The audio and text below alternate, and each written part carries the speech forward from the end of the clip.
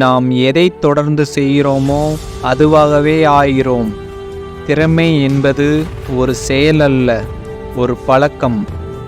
செய்வதற்கு முன் நாம் கற்றுக்கொள்ள வேண்டியவற்றை அதை செய்வதன் மூலம் கற்றுக்கொள்கிறோம்.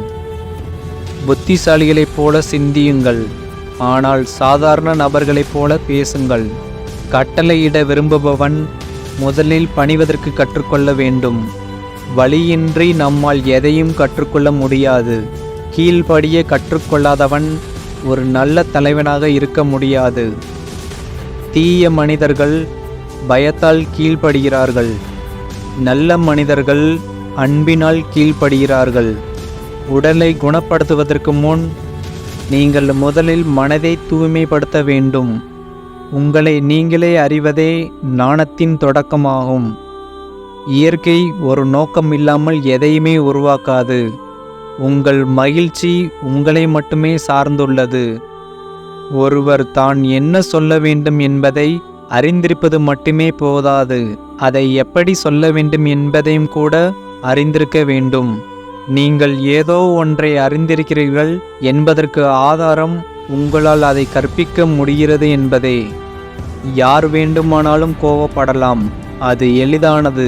ஆனால் சரியான நபருடன் சரியான அளவில் சரியான நேரத்தில் சரியான நோக்கத்திற்காக சரியான முறையில் கோபப்படும் ஆற்றல் அனைவருக்கும் இல்லை, மற்றும் அது எளிதானதும் இல்லை.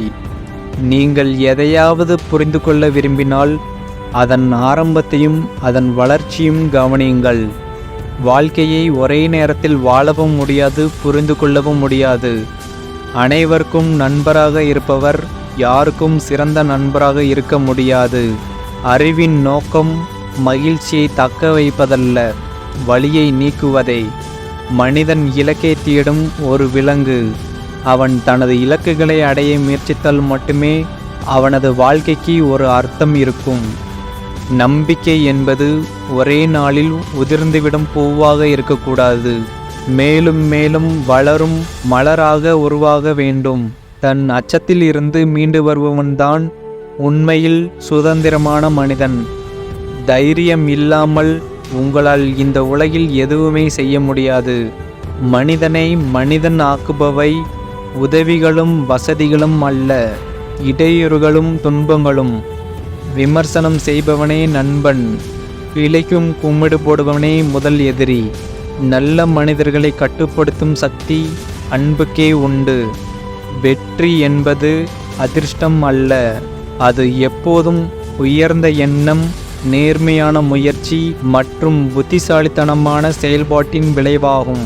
தன்னை நல்லவராக்க யாரை வேண்டும் என்றாலும் கெட்டவராக சித்தரிக்கும் உலகத்தில் வாழ்ந்து கொண்டு இருக்கின்றீர்கள் என்பதை நினைவில் வைத்து கொள்ளுங்கள்.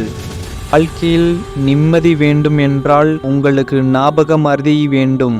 ஞாபக மறதி இருந்தால்தான் உங்களால் நிம்மதியாக இருக்க முடியும். மனம் என்பது வயிறு போல, அதற்கு எவ்வளவுதான் கொடுத்தாலும் சிறிது நேரத்துக்கு பிறகு மீண்டும் பசி எடுக்கும். உழைக்கும் வயதில் உறங்க நினைக்காதே, பின்னர் நீ உறங்கும் வயதில் உழைக்க வேண்டி வரும். ஒருவனுடைய மனம் தூய்மையாக இல்லாவிட்டால் பணமோ வலிமையோ அளவோ அவனுக்கு பயன்படாது.